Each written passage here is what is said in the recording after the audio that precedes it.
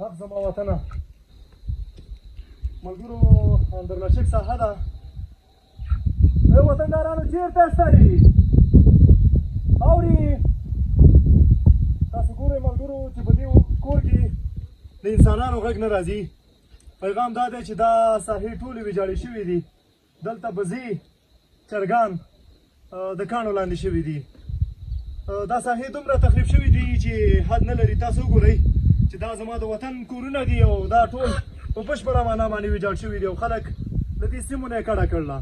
خو تر اوسه پورې نړیوال موسسات رانغله. یوازې یا الله رحم، یا الله خیر، یا الله خیر، یا الله خیر. ټکانونه زیات دي ملګرو. یوازې چرګان دلته ګرځي او مالونه ګرځي.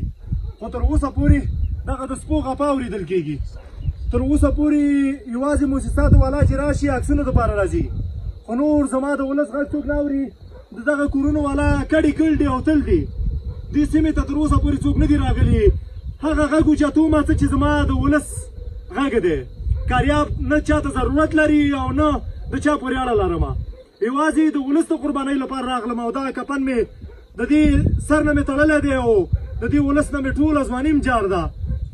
بېګا شپه ټوله شپه یې خومه. اوس هم ټکانونه هم دوام لري. پیغام دا دی چې ولس ته په واقعي معنا باندې کار وکوي. زما ولس ډېر ځپل شوی دی. یوازې دلته دا چرګان ژوند کوي. انسانان له دې سیمې نه کډه شوي دي او لا به کډه کېږي او ځینې بند پاتې دي. خو تر اوسه پورې یوه نړیواله موسسه رانغلله. یوازې هماغلته عکسونه واخله او ایسته د هماغې ساحې نه لاړ شه. وروره په واقعي معنا باندې زما د ولس کار وکوي. په واقعي معنا باندې د دې ولس غږ اوچت کوي.